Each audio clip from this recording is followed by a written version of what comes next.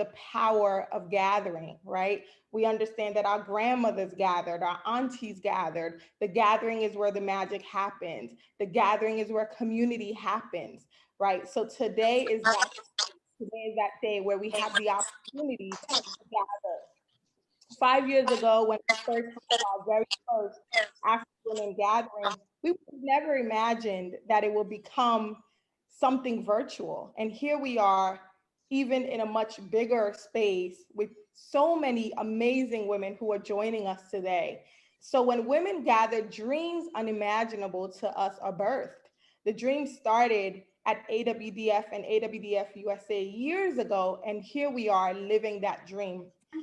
Today, we are here at the first AfriWomen Gathering with the theme of Inform, Connect, Amplify. And that's exactly what you're going to get today. So let's just get this day started. Before I do, I'd love to see some of, oh, wonderful. We have Dumeleng from Northampton, Massachusetts.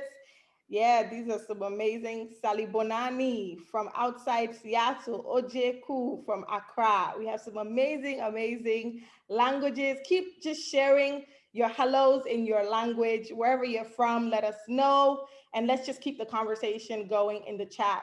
I'm now going to hand over for us to kind of officially kick off the day to our board chair, Mame Afoniel Bersai, to kick off the day, and so we can get things started. Wherever you are, if you're already feeling kind of the energy in the space, just choose an emoji that speaks to you.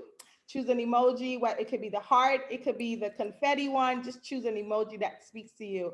And welcome, welcome, welcome. It's going to be an amazing day. Mame? Oh, hi, yes, sorry.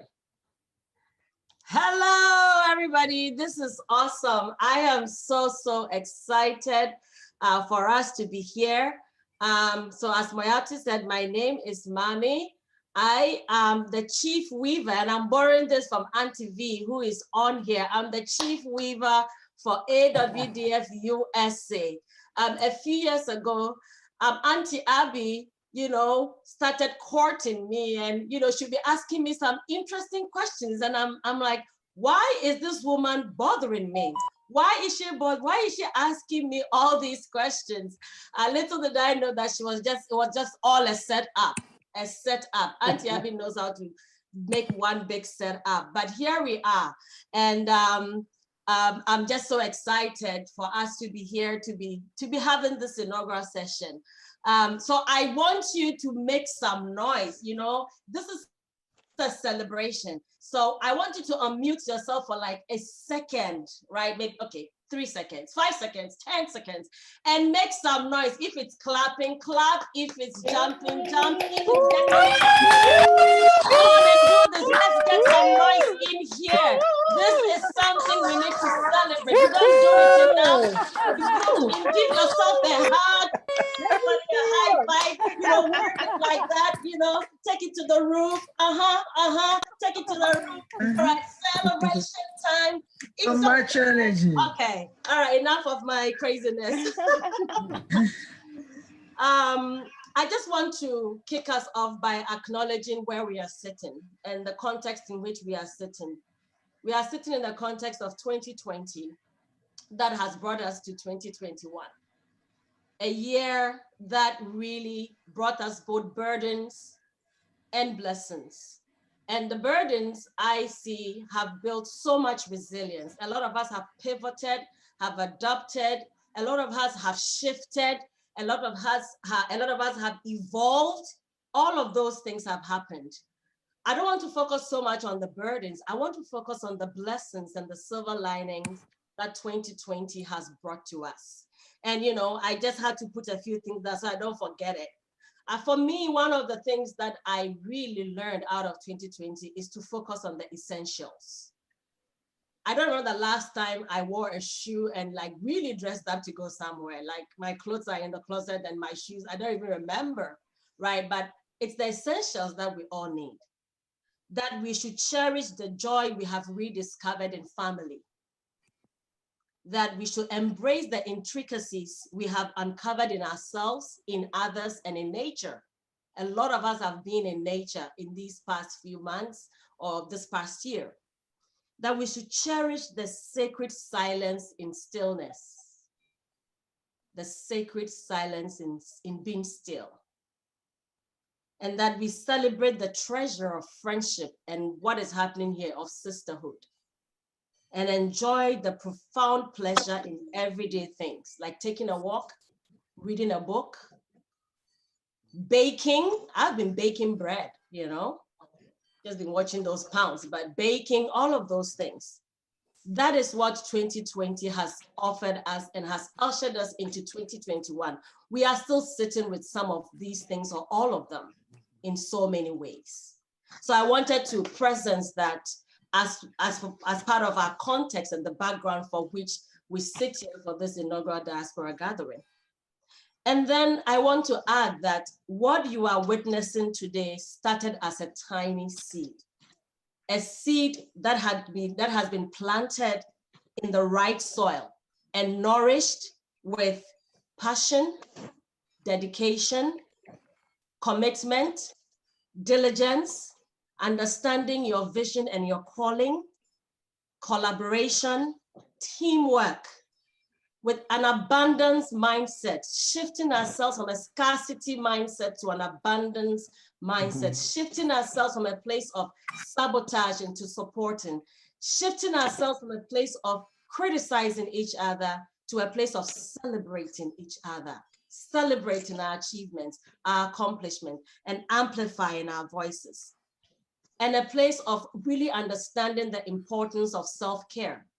And as AWDF has always said, a place where we celebrate voice, power, and soul, because that is who we are. And in this process, there are few lessons I've learned, and I'm going to run through those quickly. And the first thing I want to say is one yes is all you need to unlock many other yeses. Just one yes. When Auntie Abby was courting me and setting me up and all of that, you know, I remember when she asked, okay, it's time for you to take this baton. And I was like, ugh. But I said yes. And because I said yes, every other person you see here, their yeses have been unlocked. So all it takes is one yes to unlock other yeses and unleash destinies and bring potential out. The second thing is don't despise small beginning. Do not despise small beginning. Humble beginnings, they may look small, they may look inconsequential in your eyes, but don't despise them because in there is a seed with a huge potential. And the third thing is use what you have to build. Birds take broken sticks to build their nest. At AWDF USA, we do great with friend raising. We have so many friends. We don't have a lot of funding, but we use what we have, and what we have is ourselves. So we bring our full selves to this space, to this work, understanding our purpose, understanding our power, understanding our calling. That is who we are. So use what you have. And my question to you is, what do you have in your hand? Don't despise that thing you have in your hand. There's power in it. It's a seed and it has potential. What do you have in your hand? The fourth thing is do not let impatience make you abandon your assignment prematurely. Sometimes we are in a hurry, you know, to go from point A to point Z. We want to sprint. It is not realistic. It doesn't happen. That is the idea of being a superwoman, but we are not superwomen. We are whole women who bring all of who we are, our tears, our trials, our triumphs, our failures, our successes, our intellectual capacity, all of who we are, our giftings, our talents, our faith, everything. We bring all of that. So let's be patient and go through this race with grace and gentility to ourselves and extending to others, so that our impatience will not make us abandon our calling prematurely. Let's remain steadfast and not compromise and not to give up. And I will add, last but not the least, open your eyes and your ears to hear and see when destiny helpers are calling out the gold in you. When Auntie Abby kept, talking to me and asking me to come into the space, I knew that Auntie Abby saw something that I couldn't see. She saw gold inside of me and she called it out and I gave it a chance. So take a chance. Take a chance. Trust your gut and show up with your full self. Be that whole woman who looks to create a whole world by bringing all of who you are. I'm grateful to Auntie Abby. I'm grateful to Jacqueline Copeland, who actually was part of this community before, because Jackie was the one who put me in like a board position when I wasn't even thinking about it. I was minding my own business. She kept pushing me and pushing me in this space. So I'm grateful for destiny helpers who see the gold in us and call us. And that is why I'm sitting here as the chief weaver of AWDF USA to see this inaugural gathering here. And I would say that in that spirit, surround yourself with women who will mention your name in important places. Surround yourself with women who will mention your name in spaces that matter. And when you have been given this opportunity, what we are doing at AWDF USA is about stewardship. Stewardship. How do you steward the power, the access, the opportunities, the giftings that you have received? How do you steward those things? We are at a time where the baton has been passed to us. The mic has been passed to us. And I want to encourage each one of you, don't drop the mic. Don't drop the mic. So with that, I want to bless our inaugural Diaspora Gathering with the power of voice. I'm going to sing a very simple song to welcome you all. So this is me sharing my whole self through my gift of song. So come with me on this journey to the places we've never been, making a difference each day. Come with me on this journey to places we've never been, making a difference each day. You've been gone for much too long. Stand up, please, and say, I am free. Don't forget, we can change the world together.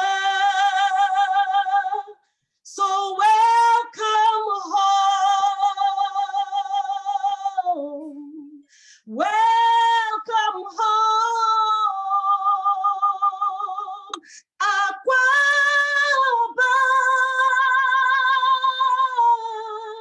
Welcome home. Karibu sana. Wezalo, welcome home to a beyond the new. Welcome home. Aquaba.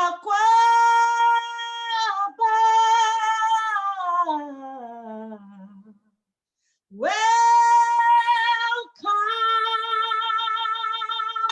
home.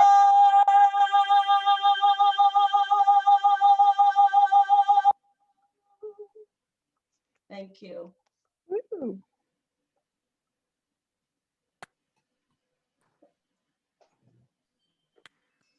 Beautiful. Wow.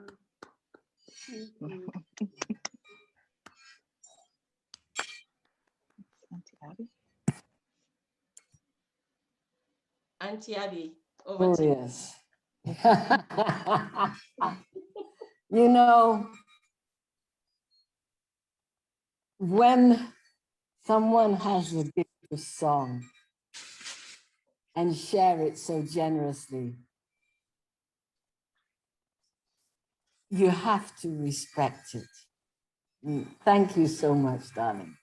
That is very, very welcoming. And that song too, you know, some of us of a certain age, that is a very special song for us. So here I am. I'm just here just to say it's wonderful to be here. It's wonderful to be part of this continuing journey that for some of us started 21 years ago. And it is, you know, Mame is right. We were collectively anxious about passing on to another generation and trying to figure out who and how. And there was Mame. So we knew who, we just needed her to acknowledge this, because what was important was figuring out the how. And I'm so proud that with Moyatu and Nana and all of you, she has found a different way to figure out the how and really move us. And yes, AWDF USA, our friends have increased exponentially over the last few years. And it is wonderful. We never lose sight of the fact that we exist because of AWDF. And Abigail, I'm sure, will address that. But you need friends who will give you the funds. And we are taking it one step at a time. And I'm so proud of this particular step. I wasn't sure what I was going to say this morning, but after Mame's words, I've decided to tell a story of something that has just happened this week, really to affirm the dual things of the networks of solidarity and listening to the spirit in us and getting the affirmation of that spirit through the people of faith who surround us. So it's a strange story. Abigail is part of it, but I think it's an important story. As some of you know, I'm Ghana's ambassador to Brazil.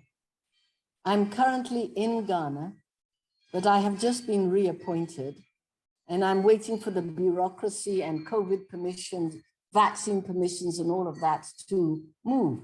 So I hope to be in Brazil within the next 10 days or so. Now, one of the things that I have done is change my household staff. The Foreign Service allows us to go with 2 people who are in our household to take care of us, take care of our house, help us host parties, as well as act as our personal assistants and so on, distinct from the confidential secretary provided by the ministry itself. I'll try not to make this a long story, but it's important. I went with 2 wonderful women, one of whom, they were both single when I took them, but one was betrothed and her beloved said, yes, you can go for 3 years. And when she comes back, we'll get married and then I will join her there. The other went and met a Ghanaian and married him and already has a child. They are both in Ghana now, one to show her child off to the family, the other one because she came and got married in December. Now, the one who got married in December announced a couple of weeks ago that she and her fiancé have decided not to return to Brazil. So I had to quickly find her replacement. And what you do at times like this, you look for people you trust to help you. One of the people I called was Abigail. Abigail listened to me, listened to what I needed, helped me draft and figure out a kind of job description, and then sent me somebody to look at. Another person I called is somebody that some of you might know, Millicent Ajay, at the Director of International Programs at Ashesi. I had about a dozen submissions, but the person I chose first was the young person that Millicent sent me. I saw her on a Tuesday night. I was very happy with her and said, this is who I want. But I had somebody coming on Wednesday morning, the person Abigail had sent. And out of respect for Abigail, I decided I'd see this person, although I knew I wanted the person I'd seen on Tuesday night. So this woman comes, she's wonderful. I can see why Abigail says I should talk to her, but I haven't really changed my mind. So I see her out. She very graciously thanks me for seeing her. And as she turns away, I hear the voice of the Spirit saying, but you're taking her to Brazil. It made no sense. And there's nobody standing about me. So it's one of those, what kind of nonsense is this? I don't get it. This can't be the voice of the Spirit except you knew. I was confused. So biblically, we are told, when you need confirmation, talk to wise people. I have a younger sister who's very, very deep in the Spirit. My sister wasn't even home. I called her at work and said, something very confusing has happened. I'm bewildered because this makes no sense. Long story short, my sister agreed to see my 2 finalists. Same thing happened. She could understand why the first woman that Millicent had sent was my choice. Then the second woman came, the one Abigail sent. When we had finished that interview and she left, Akosa looked at me and said, this is not a woman we can let go walk out of our lives. And I thought, but what's going on? I only have 1 space. And my sister said, have you considered you needed to be taking the 2 of them? Now that's an unusual thing because it means the person I thought I was keeping is the person who 3 years ago, my sister sent me. So she's telling me that I could get rid of the person she sent me 3 years ago, who she's known for 12 years. The woman who's married and has a child in Brazil. It was a very strange thing to say. But when she said it, I felt convinced that it was the right thing. So this morning, so I called the 2 women and said, you're it, but I need you to come to my house next Saturday morning with the people you feel I should know. You know that thing that you put on forms, if something happens, who should we contact in an emergency? I need to know your emergency people. So the person Millicent sent came with her brother. The person Abigail sent came with her uncle, her sister, and a niece. And we are sitting there. Now I'm getting to the point of the story because they don't know each other. They're being introduced by me.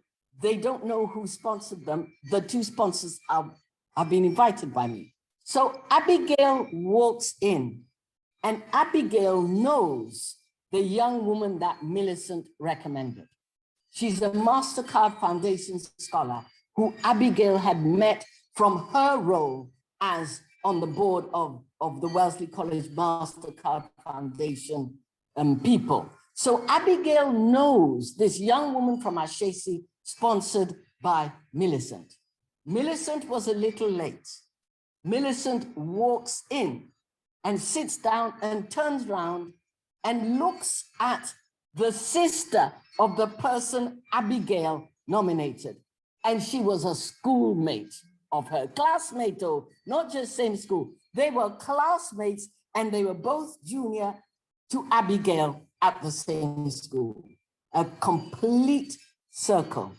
Just because at one moment I decided the Spirit is talking to me, I must take it seriously. And I had rested on the counsel of sisters that we all know. My biological sister and sisters like Abigail and Millicent. And then they walk in and they know each other. Literally, the circle was closed this morning.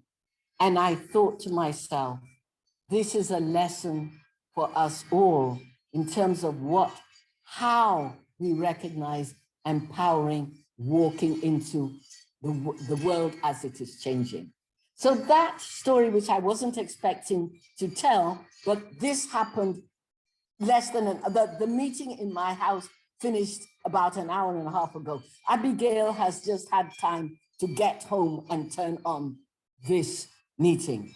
So that's my gift offering. I didn't know what it meant, but I know it means something profound for all of us, which is why I've shared it. The circle will always be unbroken if we continue to share our song. Thank you.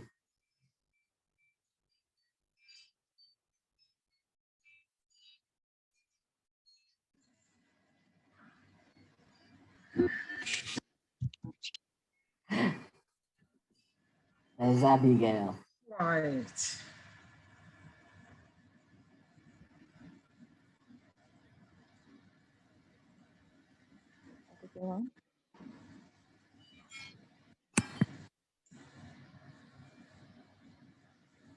Abigail, you're up. Hi. Hello, sisters. Good afternoon. And well, I think it's afternoon you're into. It's a pleasure.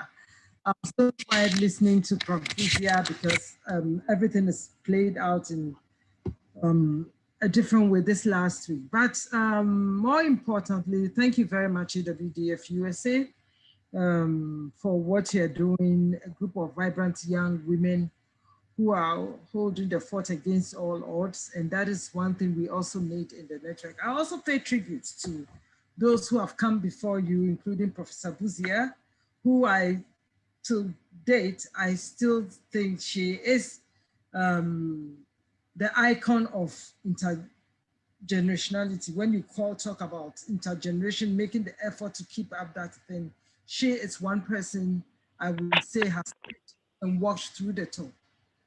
She hasn't left you, she's come along with you. There have been people with her, Barbara Phillips, Connie Williams, Connie Evans, and a whole lot of people, all with good intent to support AWDF USA.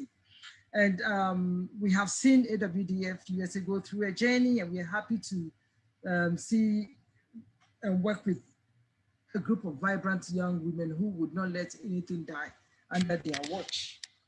But talking about all this, I also pay tribute to the founders of AWDF, Joanna Foster of blessed memory, Dr. Hilda Tadria, who is still around with us in Uganda, and BC Adele Fayemi, who have brought us all together. You can tell how they've walked the talk throughout to start AWDF, and now we have AWDF USA, and even that they've been present. And I'm also happy to have Francoise on the call, and that speaks a lot, that some start, some continue. We pass on the baton. It's like, and at the same time, it's like having trees in the forest. You have the old trees, the young shrubs, and then the seedlings coming up. We all make up the movement. And this movement is being started with good intentions of sisterhood, with good intentions of feminist values and practice. And because we are actually on a drive to change the status quo and then to make sure that women's rights are obtained and attained, and women live a life of dignity. Throughout all this, we've been in partnership with different people to bring us this far. But just to cut things short into this afternoon, looking specifically at what you are driving at, we are seeing the birthing of new things, new thoughts, new ideas, and each one comes to fruition. Given the times we are in, the changes and other things, I have seen how AWDF itself as an organization have actually introduced different things over the years, all in the bid to get us to where we want to. And I've watched how AWDF USA has come this way. Sisterhood has been the glue that has held us together. And we are talking of sisterhood, not sisterhood without challenges. Otherwise, we would not be sisters, or we will not be human. It's sisterhood with challenges, acknowledging the challenges, taking time to look inside ourselves, see what we can correct, see what we can abandon, see what we can take forward, see who we can bring on board, how we can widen our tentacles to get new people and other things. This is the essence of sisterhood. Prof. Busia has shared a lot. And for me, one thing that stood out is, though we are here in this space as individuals, our destinies are so much connected without knowing, without realizing. I've not had the time to talk about Mami and how we have built from which was a global fund for women. Now for summer, we haven't even talked with Julie Abrahams and how I found out the only family she's looking for in Ghana was the Fosama family, and they are just talking to me at that moment. the meeting. But basically, whatever it is, irrespective of the geography and where we are, AWDF is working for women's rights, and the women's movement is critical to attaining that women's right. And this brings together the entire geography of the African continent and beyond. And the only glue that can hold us together, and that is holding us together, is the notion of sisterhood. That when one gets into another country, we know that there's someone there to hold our hand to take us through. You don't have to know, it's just to call and ask that, is there anyone in this country I'm going to Gabon? Is there any sister in Gabon I can reach out to? Is there anyone I could speak to on a different topic? So AWDF, it's here this afternoon as an organization, as individuals. I'm here, Francoise is here. Much as we support AWDF USA, we also believe that this is a period and the time that sisterhood must be personified in our lives, particularly at this stage and at this time of an epidemic that has unleashed so much mental health issues and difficulties on humanity.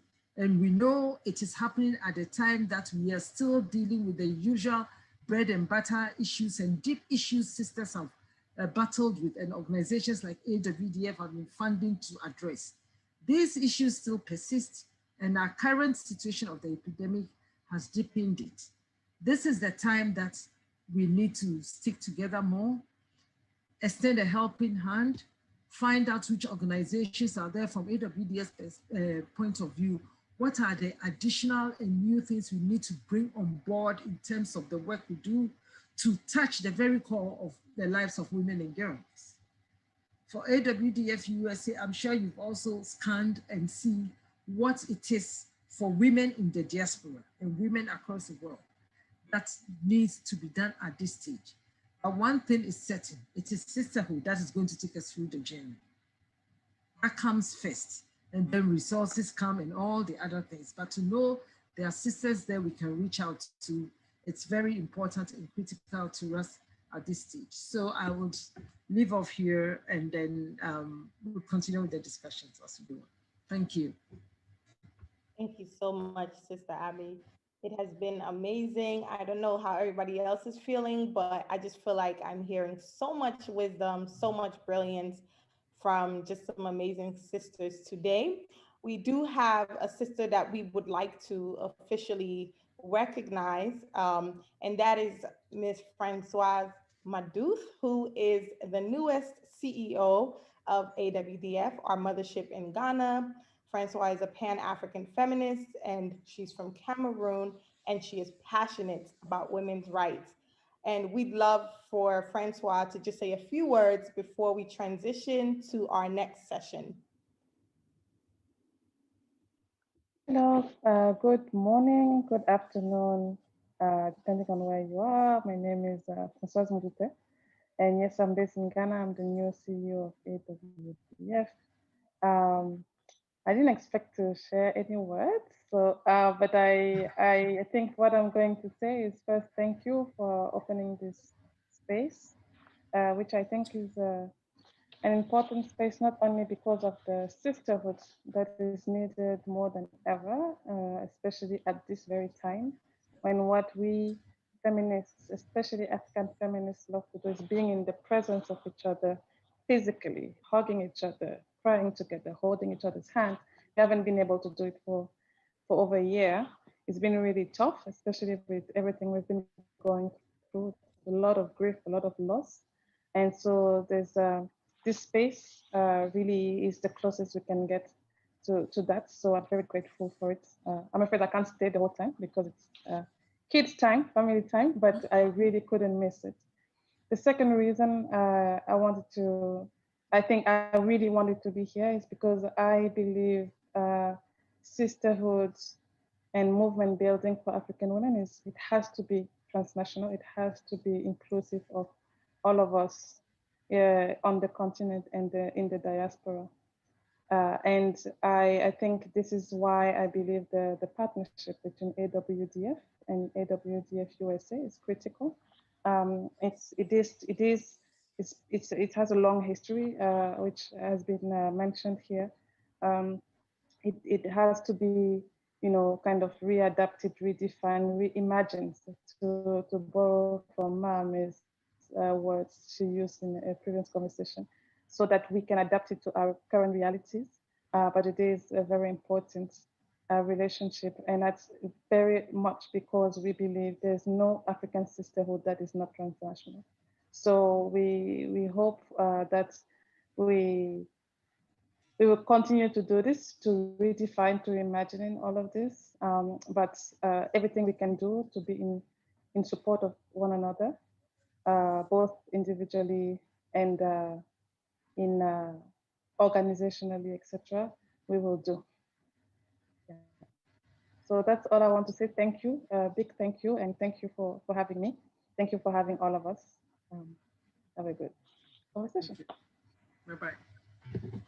So much, Francois, for those beautiful words. And indeed, sisterhood has to be transnational.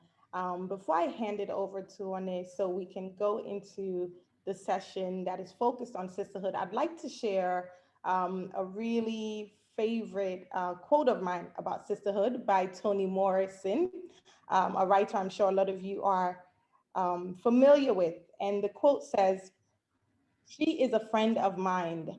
She gather me, man. The pieces I am. She gather them and give them back to me in all the right order." My question for you today, as you just listen to everyone speak, we've seen the thread of sisterhood that keeps coming up. My question to you is, who is your friend of mind? What are you going to take away from today that can shape and change your perspective of what sisterhood is, what African sisterhood is? Another quote that is really powerful is by the recently deceased, may her soul rest in power, Nawal El Sadawi, who writes, "Love has made me a different person. It has made the world beautiful," right? And so I want to encourage us to just love on each other today. We know how much the pandemic has just created so much space, right? Where, what Francois was referring to, we're people who like to hug and be in space with each other and in community. And how can we cultivate that community today, even when we're on virtual? What could that love look like? And so without further ado, I would love to hand over the next session to Orne, who is going to be facilitating our session on sisterhood. People have already started setting up the idea of what African sisterhood is, and just talking about how do we build communities, and also just, I think, building sisterhood even in a space of difference. I think I liked what Abigail said it's sisterhood, but we do have challenges. And one of the things that I'm always so critical in asking, who's really Africa? What is African? What does African sisterhood look like? How do we recognize it? How do we cultivate it? How do we invest in it? And I think the panelists that I have today would have, from that different backgrounds, would have an idea of that as we talk about building sisterhood in these challenging times when there's differences of class and backgrounds and all of these things. So I think on my list, I would like to start with Moadi, if she can introduce herself. And then one of the questions that I would want to start is, well, what does African sisterhood look like, and how does it manifest in your everyday life? Good afternoon. Thank you so much for organizing this space. This is such a warm and dynamic space, and I'm excited to be part of this conversation, to be part of African Women's Development Fund that I've known for a very, very long time, and for AWDF USA, which I'm so excited to see Mame leading. With regards to African sisterhood, I mean, for me, it means recognizing that we have a shared destiny as African sisters, no matter where we are around the world, that we recognize that what happens to one sister somewhere does impact us, does affect us. And it means also that if we have an opportunity to bring a positive difference in the lives of someone, that we take that opportunity, that we live into that moment. When we see an injustice somewhere, we don't just fold our hands. We don't just say, oh, that's far away. That's way off in Ethiopia. That's way off in South Africa. No, it means that if you have a movement in your own space, you speak out on behalf of the women somewhere else. Because we know that injustices will happen no matter where we are. And we need to have that transnational connection. And so we need to speak out on behalf of others. And at times, it will be ourselves that are calling out for help. And we would love to have that solidarity from others from across the ocean. I speak as someone from the Democratic Republic of the Congo, living in the US, and having seen the devastation and atrocities that happen in the Great Lakes region that I'm from. But one of the heartening things has been the solidarity from sisters around the African continent, from women's movements around the African continent, who have spoken up and who have also taken the charge to say sexual violence is something that we have to bring to the attention of decision makers. We have to call it a war crime. We have to bring justice with regards to the perpetrators. Sisterhood also means that in everyday life, we look to see how we can somehow support each other. One of the ways that manifests for me is that if we have information, can we share it with someone else? I receive a lot of information with regards to professional opportunities, with regards to speaking opportunities, and it's a joy for me to be able to share it with other sisters who have expressed a need, who have expressed an interest in a particular direction for their life. And so I think that tells us that we actually have to be comfortable within our sisterhood to share our dreams, to share also if we need information, if we need help, that it's okay to ask for help, and that we know that that help can come from our networks far and near.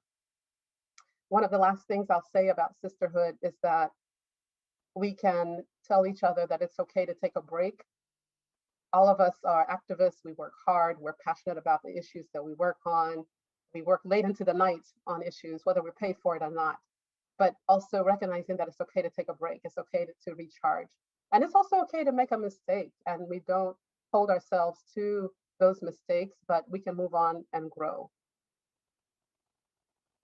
Yeah, I think that's so powerful. And as you're speaking, I'm thinking of, Auntie B's article when it talks about where's your rapper, and this idea of like, different people pulling together to help someone out, and how that, like, you recognize what's your positionality, what's your privilege, what can you bring to the table to uplift. And as Mama was introducing this idea of like building a circle, building a sisterhood of women that will say your name in places that you're not are, and that idea, I think it's very important. And also the idea of safe space. I think you mentioned this idea that, we should be able to support each other, to feel comfortable enough to share. And I think that's really important, very profound also in this day and age where we're over hardworking. And I think one thing as well, the idea of reciprocity, I think in the podcast for Dr. Ambati, she talks about it and how it shouldn't be a one-way thing. We're always expected to give and give and give and give. And I think it's important when we cultivate to be like, how do we have these conversations? And it's one of the things that Abigail was talking about in this, it's sisterhood, but it have its challenges. And I think building on that, I would want to hear from Halimatu to talk about in understanding that, African sisterhood. I mean, Africa is not a village.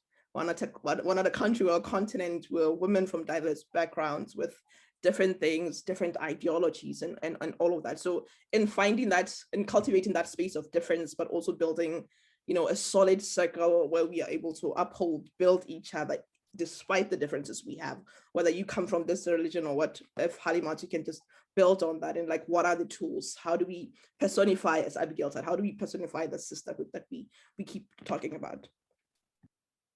Thank you so much, Husuman, for the floor, and thank you so much to the aunties and sisters who have spoken. Your words are power, especially to us younger women.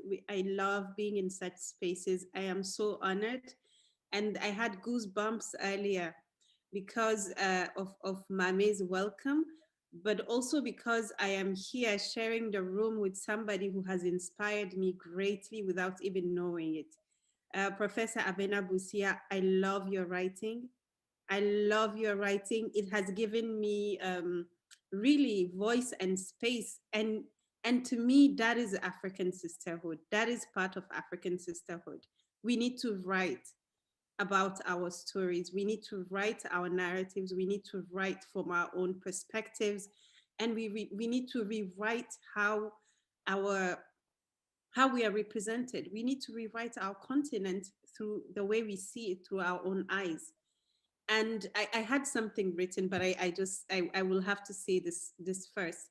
When I was a student at Wellesley College, actually, I really struggled initially a lot because much of what was written about Niger, where I'm from, and Africa also broadly was something that I couldn't recognize, and I knew the place because I grew up there. That is my home, and a lot of times our voices as African women were represented in ways that I felt distorted our humanity, and distorted our agency because we weren't part of the conversation in the way that we should.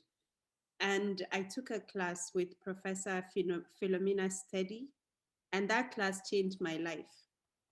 That is when I started reading you, Professor Busia, and it was such a it was really beautiful. It was really beautiful to feel recognized, to feel seen in all of our complexity, and to see our narratives and our lived experiences deconstructed in a way that gave us agency, and that gave us dignity. It's so powerful, and I think that is part of um, that sisterhood. We need to look at global systems and academia and scholarship and look at what it says about us, what it also does to us. It has power, and we need to be in those spaces. And to me, African sisterhood, I think African women, we've been bringing out our rappers to protect and uplift each other's for centuries. We've been doing that for each other also in ways that change systems. So I think my the and one of the ways that has been done is that African sisterhood is also about opening doors for each other. African sisterhood is intergenerational, and it's also when a woman in a position of power pulls others with her. I like this quote by Charlie Shilzongs, who says, if they don't give you a seat at the table, bring a folding chair." And I really like to add to that, if they don't give you a seat at the table, bring a folding chair and hold the door open. Hold the door open for others and mention them at the table when you are at the table. And to this, I would just like to give a very quick example, which has happened of recent. Um, One of the person that I would say is to me not only a mentor, but a sponsor, an auntie, a mother who I met very accidentally in Niamey. It's Professor Usaina Alidu, who's at Rutgers University. I saw her at the bank and just said hello. And she responded. She asked about me. I told her I was a student. She took my number, my contact details. And fast forward 7 years later, today, we published an article in Oxford University Encyclopedia of African History this week. The article came out this week, and I cannot believe it myself because I don't know. I didn't know people like me would publish in such places. It would not have happened if Professor Usaina Alidu hadn't messaged me to say, this is happening and I want you to be part of this. I want you to write this article with me. And that, to me, is the epitome of what it means to be there for it is African sisterhood. I think I feel bad saying sisterhood because she's more of an auntie. But to me, that is the epitome of African sisterhood. It is pulling each other, mentioning each other, writing together with young scholars who don't even think they can. You tell us we can, we do it, and it's magical.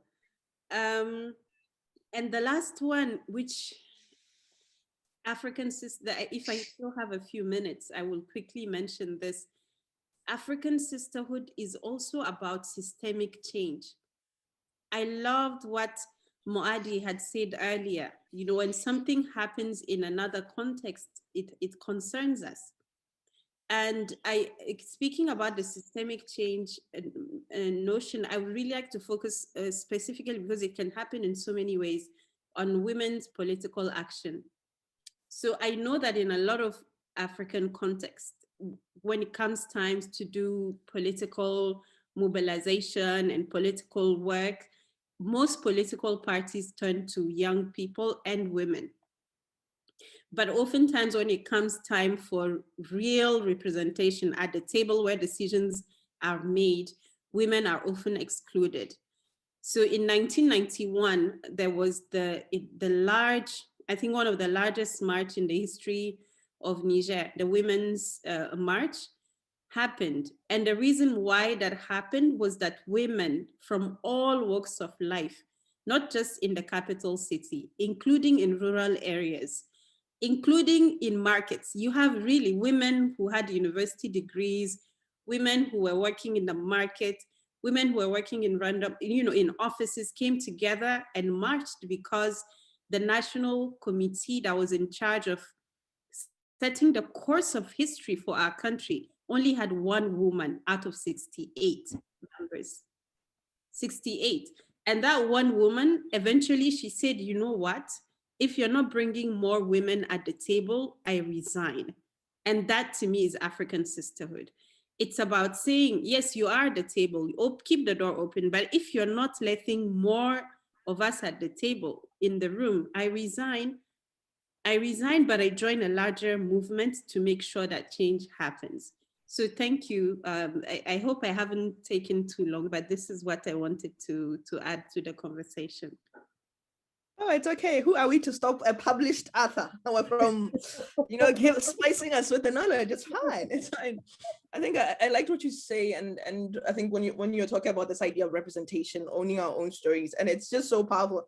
Like, but your dreams are valid. Oh, you must send us the link in the group so we can go read the work. Cite you. We'll cite you even everywhere. We'll cite you. Congratulations on that. And I think I'd want to invite Rebecca to speak next on this idea of representation and owning up stories, and what does it look like as a young person coming into the space, because I know she attended the AWDF session last year, and she was 16 if not 17. So how does African sisterhood manifest for someone who's so young, and how do we empower? Because one thing when you're speaking, Halima, you're saying, oh, I feel so bad calling her my sister because she's my auntie, and I'm thinking at the back of my mind, we should have sisterhood that transcends those delineations of age and all of that, and so that it's not like, oh, I can't go and talk to my grandmother about this and what, which I think it's a lot of the things that we're seeing about feminism that tries to disrupt a lot of intergenerational conversations that could be happening. For someone to think, oh, my great grandmother doesn't know what feminism is. Yes, but women have been doing feminism from way till before even white women were naming it feminism, right?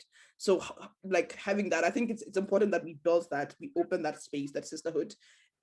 It transcends space, it transcends age, it transcends all of these markers of difference, I think, that are meant to isolate people. So if Rebecca, the floor is yours to just share a bit on that. Thank you. Hello, everybody. My name is Rebecca Tadayo, and I am from Tanzania, and I'm currently 17 years old. I just turned 17 today, the 27th of March. Happy birthday. Thank you. So I'd like to give my definition of African sisterhood. So in my definition, Africans in general share the same history and culture, in the sense that cultures that oppress women are almost like prevalent in the whole African continent, such as forced marriages or unequal access to leadership posts. So, and like the cause of this oppressive cultures that oppress women is the toxic and sexist mindsets that have been passed on from generations to generations of Africans. So like, what are we going to do about this toxic and sexist mindset? That is like where African sisterhood comes in. Like African sisterhood comes in, and it's important because it alleviates the effects that women are getting from this toxic and sexist mindsets. And how does African sisterhood manifest itself? Well, my ideas are similar like the previous speaker. I believe that African sisterhood manifests itself by sharing opportunities that you get with your fellow sisters. And especially in this COVID-19 times, like where I come from, Tanzania, many people are not aware that the world is shifting online. And right now, there are bigger and better opportunities than ever. So, like, African sisterhood will manifest itself when you share an opportunity with your fellow sister who is unaware about the opportunities that are online, so that like they can keep on progressing during this COVID-19 times. Yeah, thank you. And thank you so much for sharing that. And I think this idea of like sharing and creating space, and when Mama was opening, talking about, this, in today's culture where people sabotage, critique, and this whole idea of tearing down, I think I want to, the last word given to Professor Busia to talk about how, in terms of thinking through intergenerational sisterhood, building those bridges and learning from each other, holding spaces for each other, finding an ethical place of listening, even though we might have differences, we might be and holding different ideologies, and also just looking at today's context, so much competition. You go on LinkedIn, everybody's posting that it's just so suffocating at times. And sometimes I think most people feel isolated to not have conversation, to be like, I'm struggling, as Mwadi was saying, you don't have to be, Mama was saying, you don't have to be the superwoman doing everything. It's okay to, and how do we find those spaces? How do we create those spaces and cultivate with what tools, from your experience and all this time? So the wisdom from you would be very, very amazing to close this section on African sisterhood and intergenerational conversations and intergenerational feminism and building those bridges. Professor?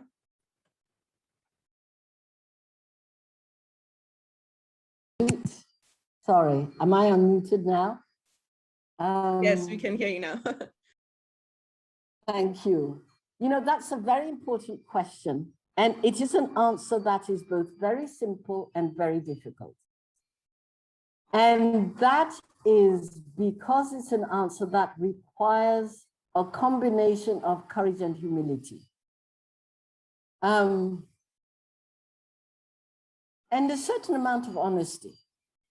Because you see, the honesty part, because in truth, we are all, most of us, in the position where we could be co-opted and life would be much simpler.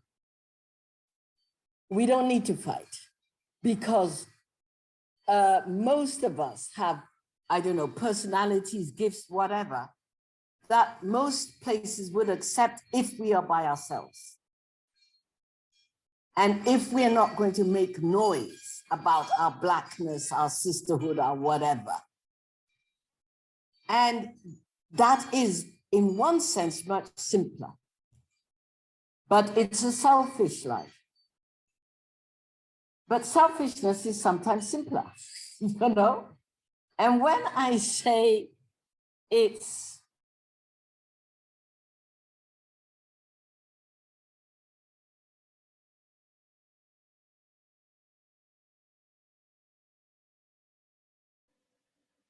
a false idea of comfort. It's here for. But to live in families, to live in sisterhood, to live in any kind of community, first of all, requires humility to say, I can't do this alone. I don't want to be alone. I need people, which some people don't have the courage to say. And it requires courage, not only to say that, but then to say, then the space I occupy needs to be, if I want a welcoming space, I must create a space that welcomes those who need space. and that takes work. Halima too, I was so happy for you to mention Usaina Alidu, a woman I love dearly, who is my colleague, my collaborator. Usaina and I have done so much work together, but I know she won't mind you telling me this story. Usaina is many years my junior. She came to Rutgers about, I don't know, maybe 15 years or so after me. 12 or 15 years after me. We had founded the African Studies Center at Rutgers, the Center for African Studies at Rutgers. And she, in fact, when we were founding the center and were looking for an executive director, she interviewed for that position. And one of the women on the committee came to the rest of us and said, this young, wonderful woman from Niger has just interviewed for this staff position. I don't want us to hire her for that staff position. We must go to the administration and tell them to hire her for a faculty position. That wasn't open, but we fought and hired Usaina in a faculty position. And then we had the joy, because Rutgers is very good at spousal hires, of getting Alamin Mazuri, the very distinguished nephew of Ali Mazrui, who is a professor and senior to her. But we always tease him that he is at Rutgers because he was the spousal hire. And he's at Rutgers because we wanted to keep his wife, you know. But the story I'm telling is that we needed somebody to be the director a few years later of the Center for African Studies. And we had asked Usaina to do it. And she had initially said no. And the wonderful historian, Carolyn Brown, an African-American who's a historian of African labor, and Mami was talking about ambushing. Mami, you didn't see an ambush like this one. Carolyn and I invited Usaina to dinner at my house. We served this wonderful seafood, which is the closest thing and we served this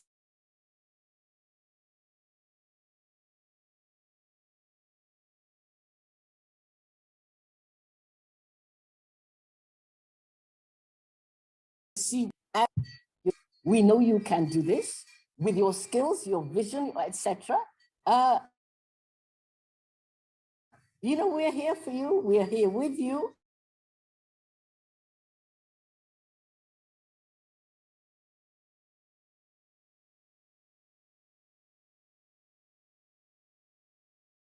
And say,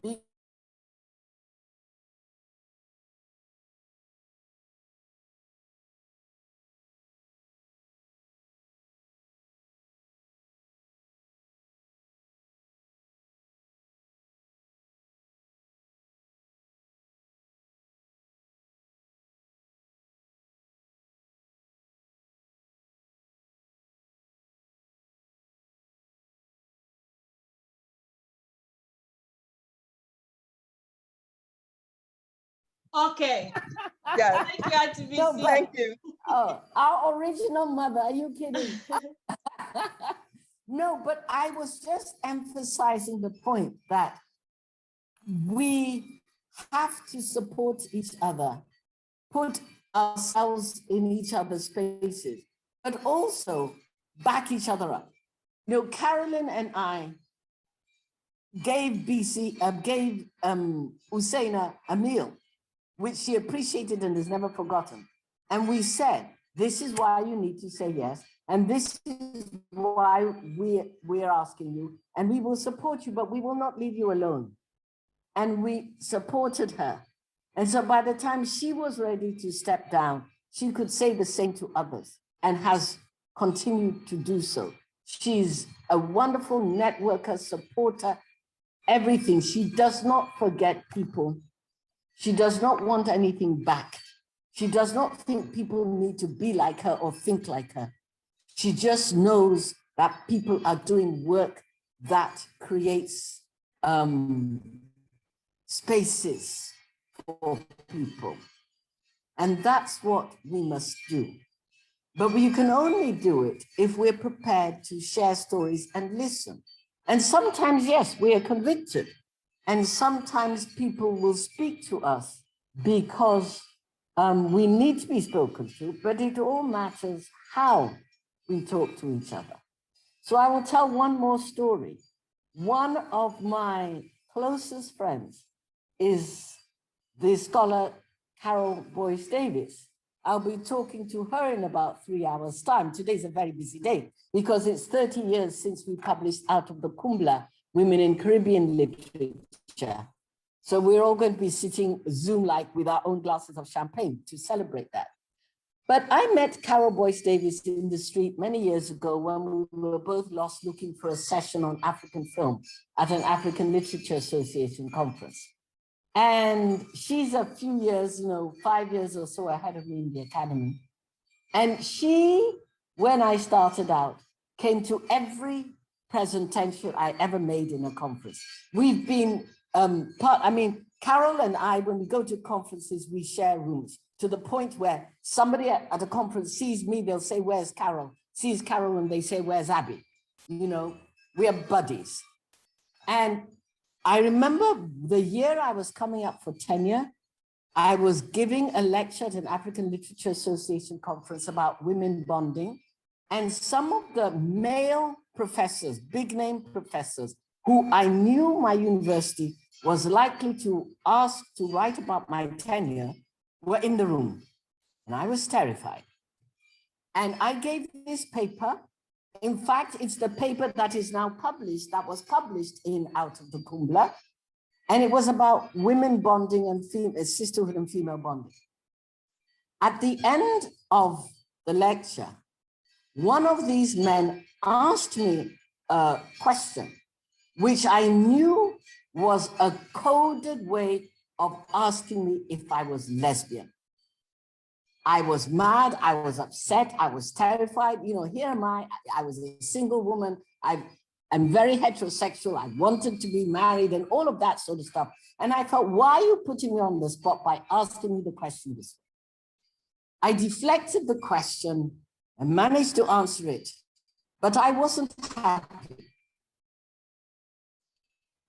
At the end of the session, Carol made me feel very, very good. I'm getting the internet is unstable, so I'm switching off my video because that can sometimes be a problem. But Carol took me out to dinner, made me feel good. And then the following morning, because we shared rooms, the following morning, she then said to me, "Now, Abby, yesterday when that happened, I could see your discomfort. I could see why. I'm glad you managed to answer the question, but here politically is what's going on. So you might need to think about this and how you would answer it in the future, because we also do need to show our obvious solidarity in times like that to our lesbian sisters. So don't let it slide." And she showed me a better way of dealing with the issue. Now, I'm telling that story because she didn't get mad with me at the time. She didn't dress me down. She didn't point out how I could have done better on the day. At the time, she recognized my insecurity. It was a very good paper. It was very well received, and she said so and took me out to dinner. The next morning, when she knew I could hear it, I felt I had done okay. And so she knew I could receive the correction. She gave me the correction. She loved me enough to shelter me at the moment, and then the following day to counsel me about how I could do better. And she did both. She was sensitive enough to know if she had come right away and said, "Look, Abby, you didn't get what was going on. We need to do it," I would have been hurt. She also knew for my own sake, I needed to be alerted to what was going on. And she found a way to do both in ways that I could hear. That is sisterhood. That woman has remained my confidant for 40 years. If I'm writing something or troubled about something or need somebody to look at my professional work, I send it to Carol because she will tell me the truth. She will tell me the truth with love. And that's what we need. She doesn't want me to be her.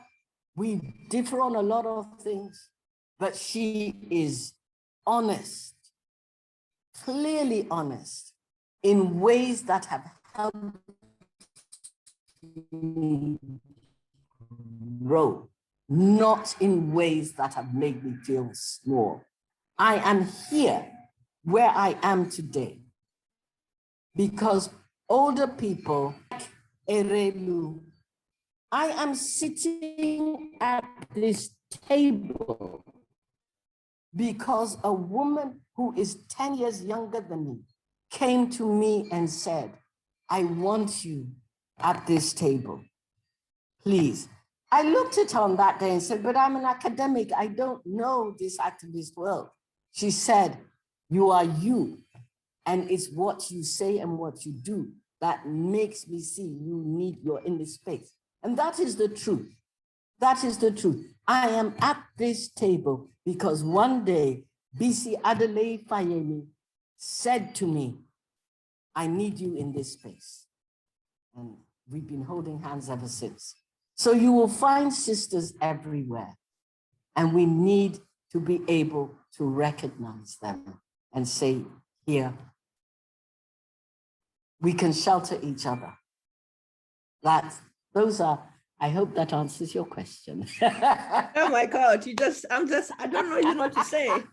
I don't even know. No, but I think it does in so many ways. And I think in today's culture, people tend to confuse honesty for being harsh and not taking stock of what exactly does the person need at this moment. Yes, I may have the truth for you or like correct you, but can it come now? Or like, I think that spirit of discernment, of knowing, or being open and holding that ethical space to be like, what does the situation want? And how do we respond with love, with care, with that humility as well, as you say. Yes. And I think that's very much important. Thank you so much. I think we can call Auntie BC if she wants to say something, just to add a bit, because she wanted to just come in and add to this, I think, profound conversation. I'm just so learning a lot. Auntie BC. And she needs to be unmuted. I think it's good afternoon over there, right? Or should I just say good evening, because it's evening over here. It's great to be with everyone.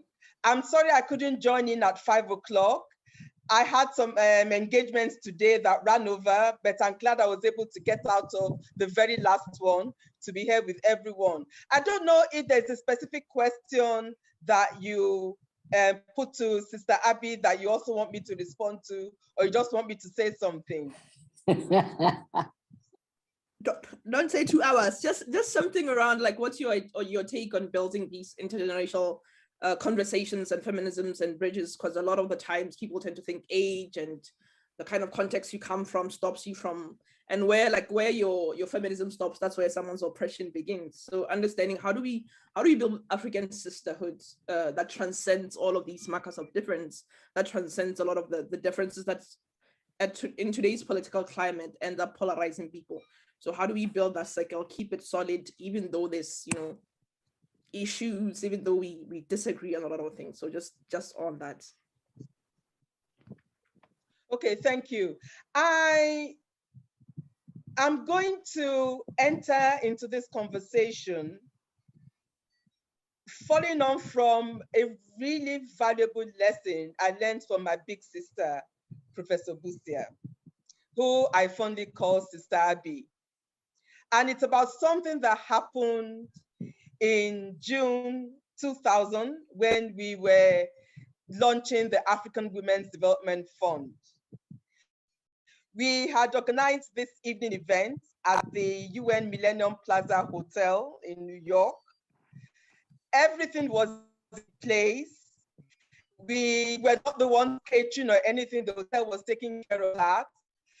And we're staying at Crown Plaza Hotel, which is just behind the UN Millennium Plaza Hotel. It was around 1 o'clock in the afternoon, and I was running ready. And Abby asked me, is there anything I can do? Because I had asked her to be in ceremonies for the event, and I thought that that was enough for her to do for us. But then she said, is there anything else you'd like me to do?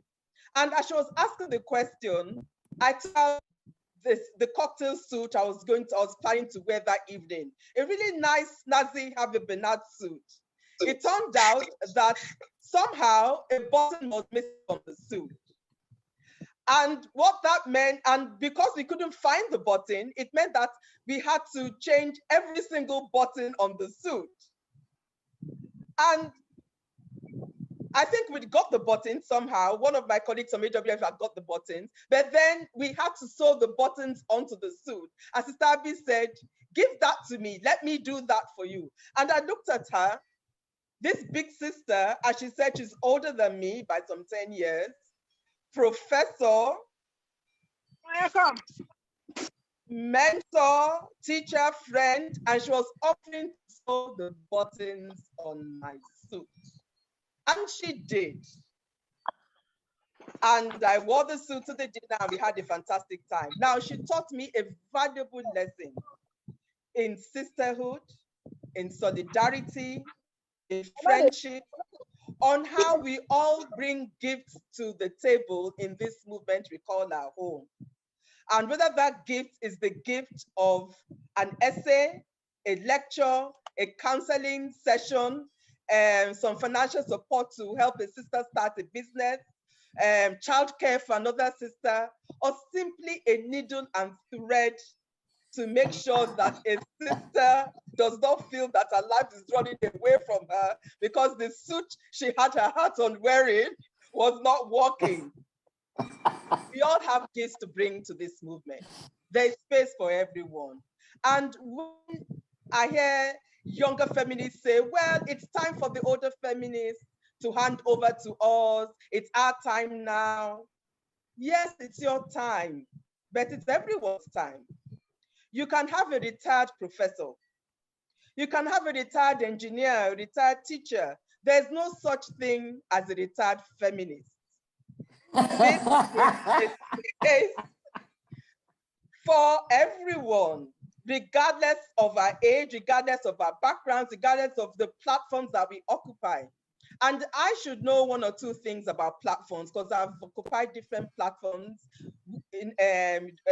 during the space of my 58 years, which have allowed me to do different things, as part of this struggle of ours in the movement. So I want to encourage all of us to recognize that whatever we bring is valuable. Whatever age we are, we have a space in this movement. This movement should not be about one generation trying to shoo the next one off, or the older generation looking down their noses about how younger feminists don't know anything, about what has happened because we are the ones who went to Beijing and we are the ones who know where everything is at. This is a movement where everyone knows something, everyone can do something, and we face a common enemy, patriarchy. And that is the business that we all have to contend with, using our different skills and competencies. And of course, with a great deal of love, patience, perseverance, compassion, empathy, and our rappers. So thank you very much for giving me the opportunity to join you. I will still stay on because I know it's supposed to finish at 7, but it's really a delight to be here. And it's great to see you again, my darling sister Abby. And all my other friends online, Mane and everyone, Moyatu. Thank you. It's good to see you too. Good to see you. Yeah. We are all here because of your work, my dear.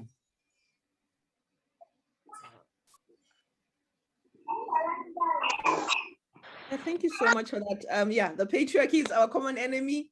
There's no such thing as retired feminists, so we must carry the audacity that the patriarchy carries and soldier on as we hold each other, hold space for each other as we grow together. So I'll be handing back to Muyati. Thank you so much for such profound insights and for the wisdom. I'm so inspired. Thank you.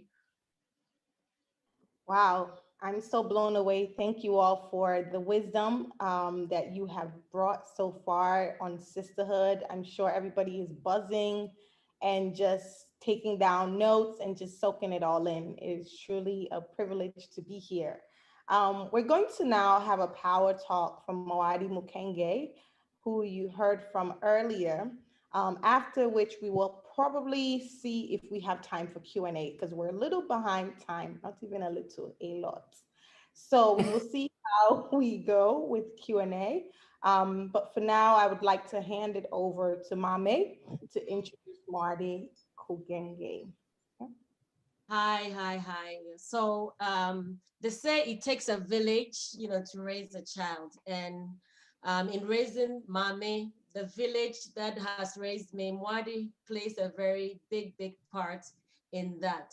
And when I talk about Mwadi, my relationship with Mwadi definitely represents what I call tried and tested sisterhood. Mwadi was my boss when I was at the Global Fund. If you know me and you've come to me for certain things in terms of like writing and speaking and all of that, I learned a great deal from this woman.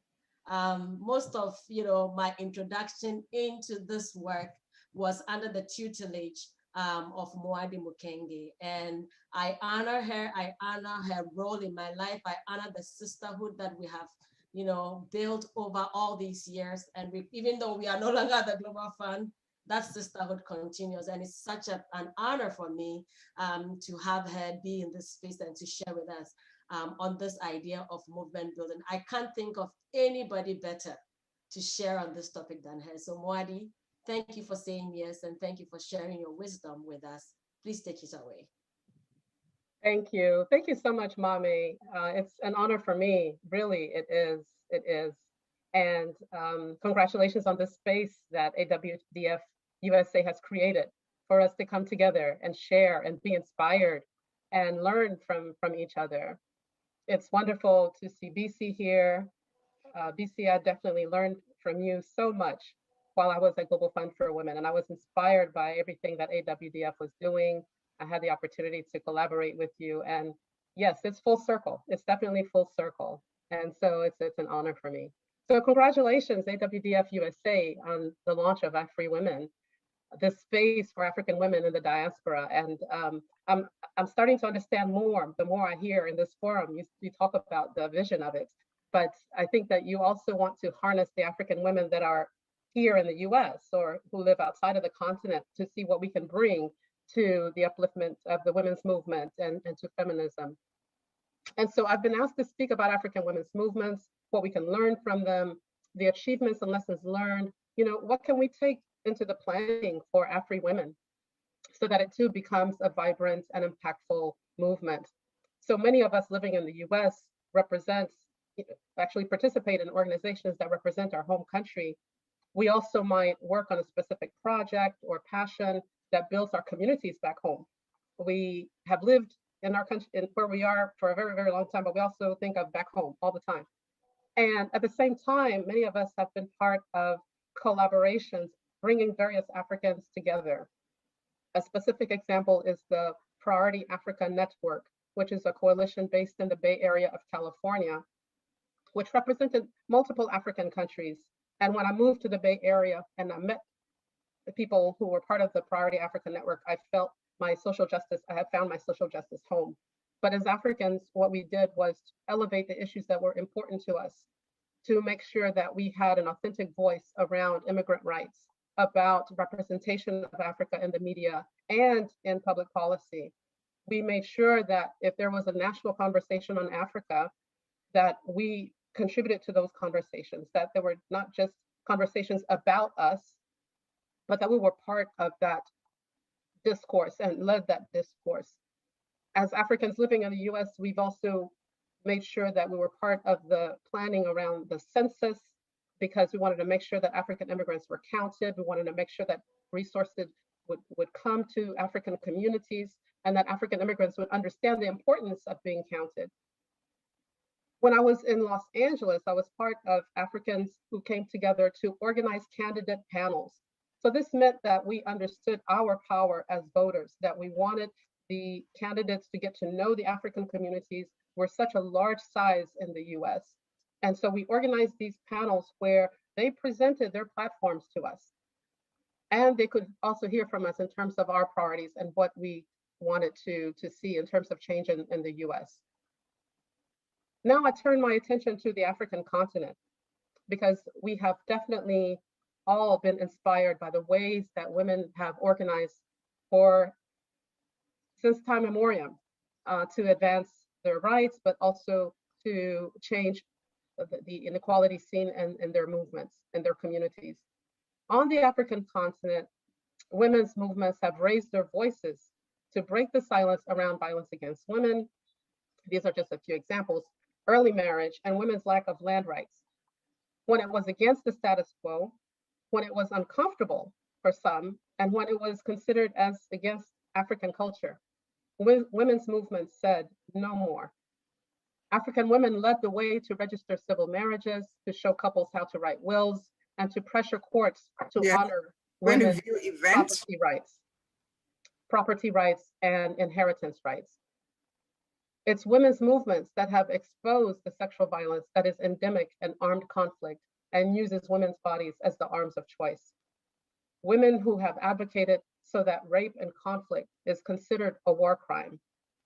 Women who have advocated to create SGBV courts, where judges who have been trained hear the testimonies of women and give them the respect that they deserve. Women lawyers, as movement actors, have learned to use the law to secure justice for women. Similarly, we also have community courts that bring hearings to the village level so that women don't have to make the long, expensive trip to major cities to reach the court and get justice. In 2007, AWDF, Global Fund for Women, and Open Society Institute actually came together to work on these common issues of SGBV in the Great Lakes region as an example of a strategic partnership that could happen in the women's movement and to advance women's rights.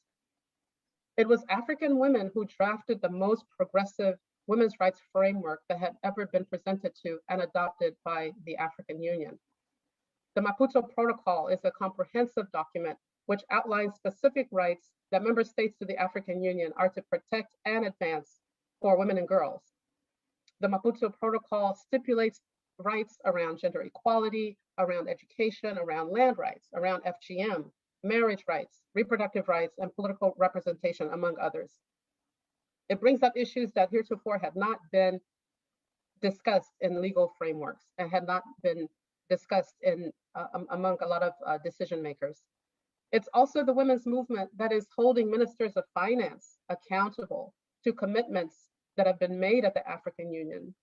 As an example, to allot a specific percentage of national budgets to health.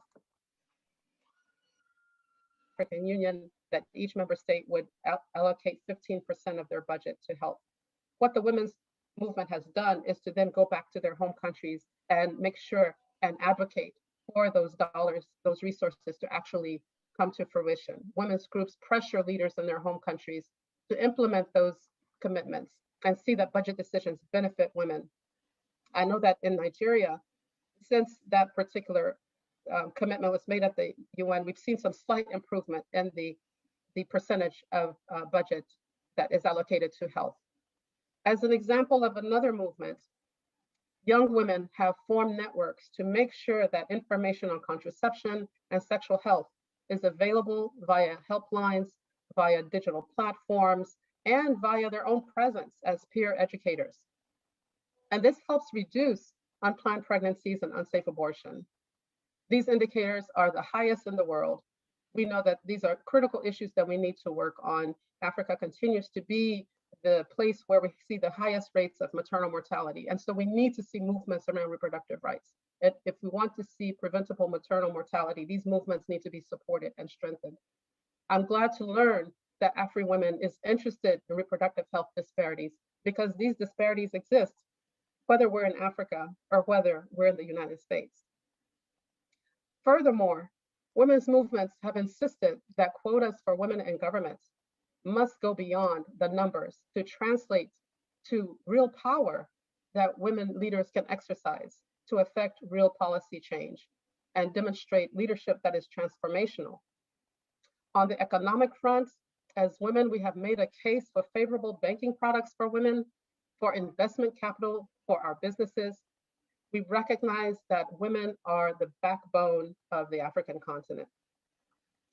Women are the backbone of the African continent. Many times we have been relegated to initiatives that only thought about microcredit. And I always say that we cannot live on microloans.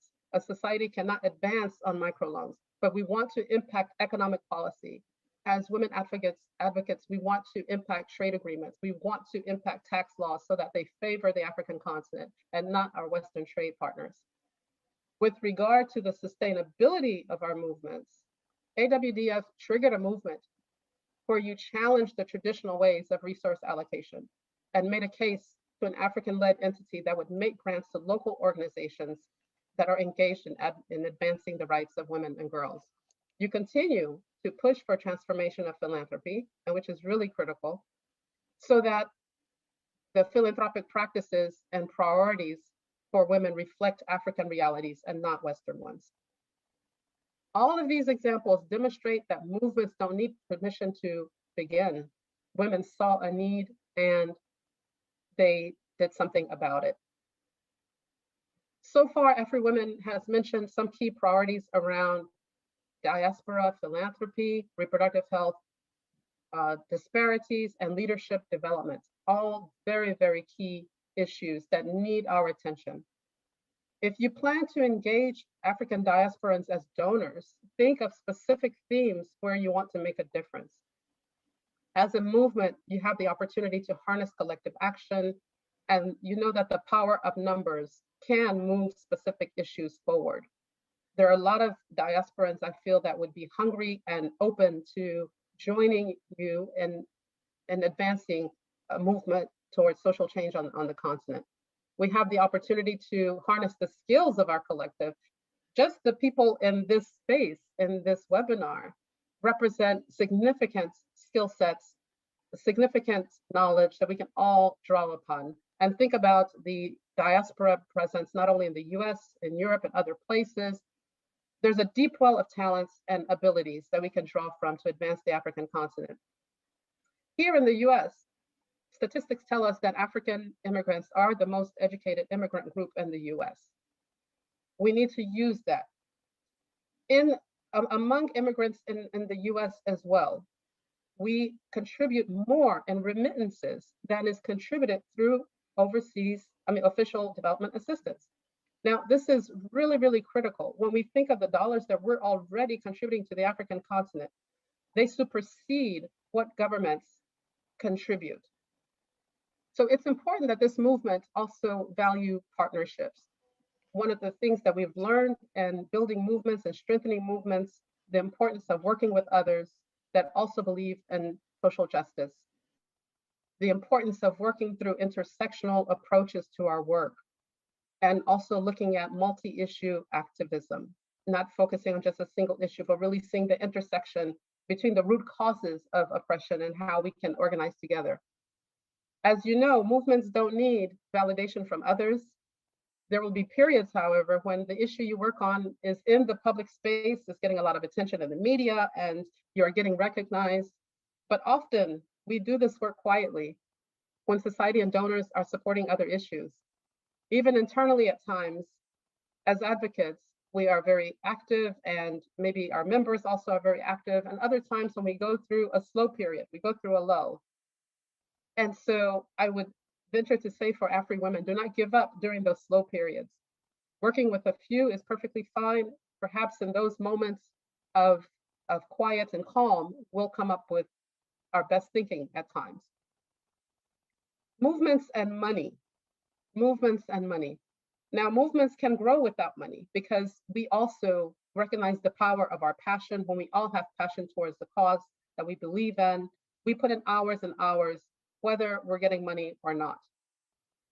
However, in order to fund our women-led institutions, We know that funding is important, and we know that we have to raise resources. We also have to raise resources from a range of funding sources. We need to have diversified strategies.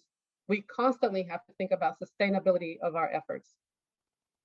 And we also have to address the assumptions of donors and bring them along to understand our perspective on what change is possible for African women and girls. We have talked in this space this morning about the fact that movements need to be replenished, being intentional about bringing others in, making sure we bring in diverse voices, making sure that we cultivate leadership skills. As African women living in the US, I have a specific message I also want to raise with regards to the opportunity we have for those who live in the US. We must understand how US policy impacts our home countries and the African continent as a whole. We have to go beneath the superficial understanding of public policy to understand who makes the decisions and how to influence more favorable terms for the African continent. I want to mention an example of an organization called Gender Action, which is based in Washington, D.C., and which assesses the gendered impacts of trade agreements and development projects by mining companies, multilaterals, and international finance institutions. By working with women's networks in Africa, in Asia, and in Latin America, they have been able to stop mega development projects that threaten livelihoods and that threaten the existence of entire communities. That type of focus looks at the big picture and how our engagement as diasporans can make a difference in the lives of millions of everyday women. I work at IPAS, a reproductive rights organization based in North Carolina, but working globally across 18 countries. And one of our current priorities is to assess how US policy negatively impacts the reproductive outcomes for women around the world. In addition, there are advocacy groups in Washington, D.C. and other places around the US that advance an African agenda, but without African voices, and oftentimes could definitely benefit from our voices if, as African diaspora women, we engage and make ourselves known. We have an opportunity to bring pressure on these issues. What pressure can we bring on the key issues of our time?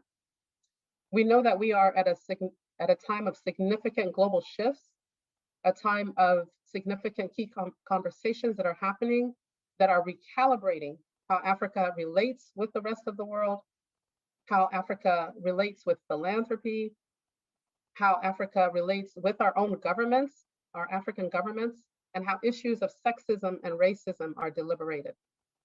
It is a time that is celebrating African women's leadership. And so we have an opportunity to focus on these big picture issues and bring our contribution to building a better tomorrow. I end with a question. As the African Women's Development Fund USA launches AfriWomen, I ask you, what big picture issue will you take on to shift the needle for African women today? Thank you. Thank you so much. Can we all just like give a round of applause, some snaps?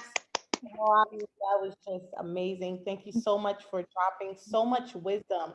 I think something you shared that was so powerful was this importance of quietness and how we take that for granted. But sometimes it is when things are quiet is when we're really able to create and think and make powerful moves. And I really liked your point about the things we take for granted in being in diaspora, which is influence in policy and decision making. So thank you for amplifying that. We're now going to transition to our next session, which is also a favorite of mine because we're going to be talking about voice.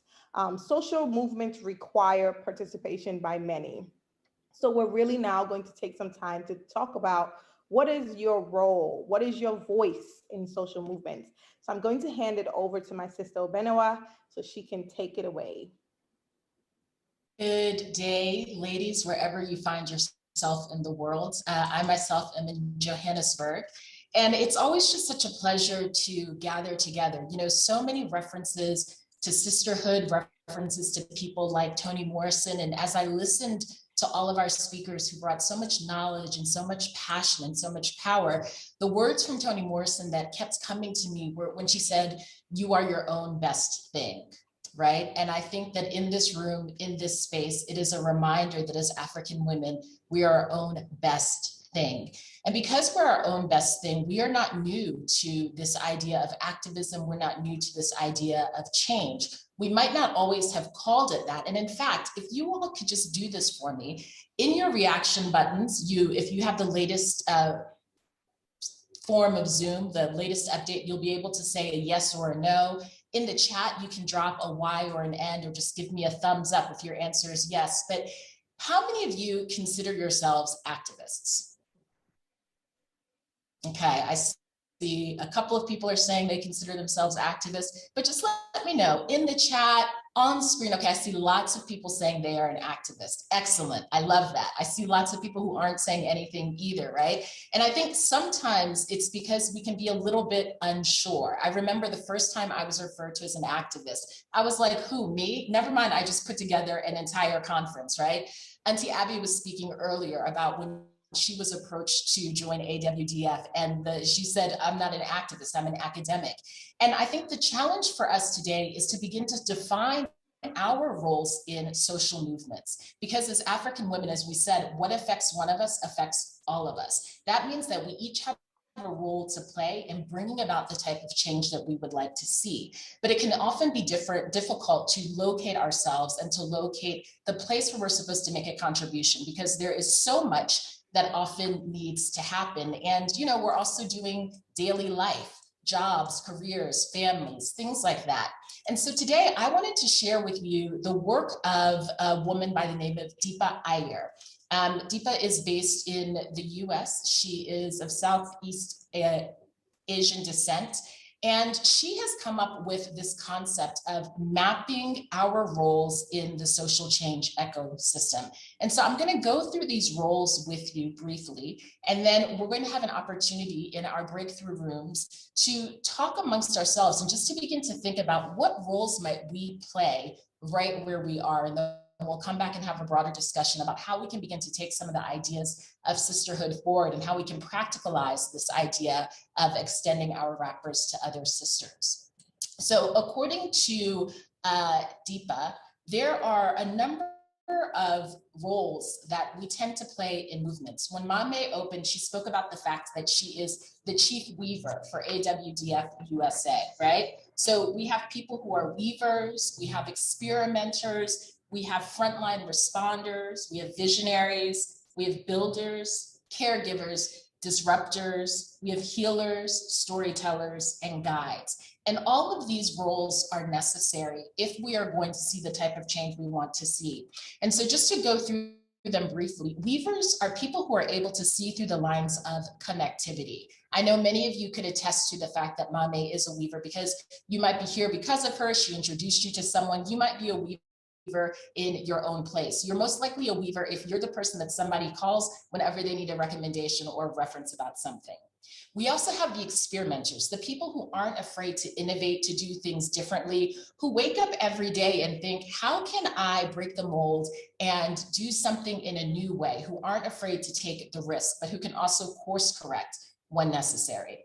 And then we have frontline responders. I think in many of our imaginations, frontline responders have been privileged as people who are the quote unquote real activists or the real change agents.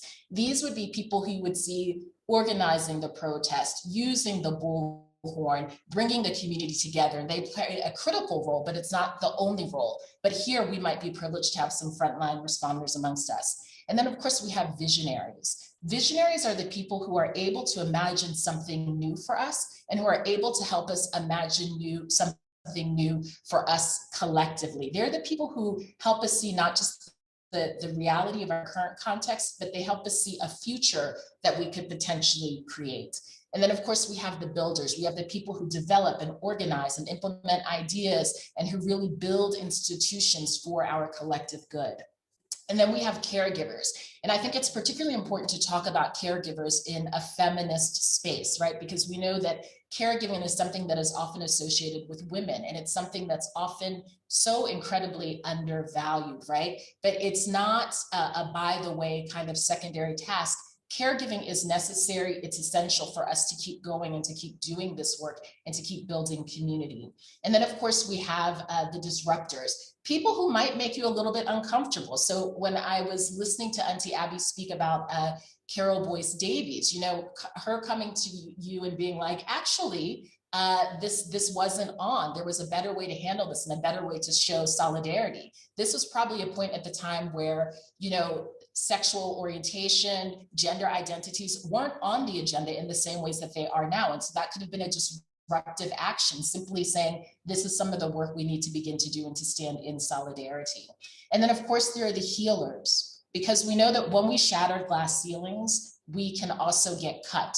There are bruises that come with that, right? And there's got to be a place, there's got to be a bond. There have to be those amongst us who, in the words of Toni Morrison, can be of the mind and who can help put the pieces that I am back together. And then of course we have storytellers, and we have a master storyteller in Auntie Abby, who has told such powerful stories that help us see ourselves in the potential of who we could potentially be.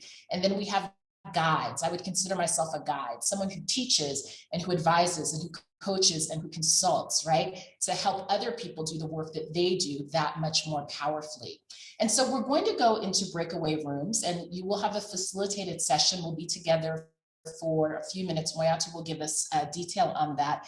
But in those breakaway rooms, I'd like to invite you to begin to think expansively about what role is most natural to you. What is the thing that you see yourself doing that, you know, you might not necessarily even consider an act of activism, but is certainly an act of service for all of us. And I think in terms of considering our roles, there are a few things that we need to keep in mind. The first is that no role is better than another. And I'm going to repeat that. No role is better than another. Because of the era in which we live, it's often, if you don't have the biggest bank account, if you're not able to speak as loudly or as eloquently, you don't have as much to offer, but that's simply not true.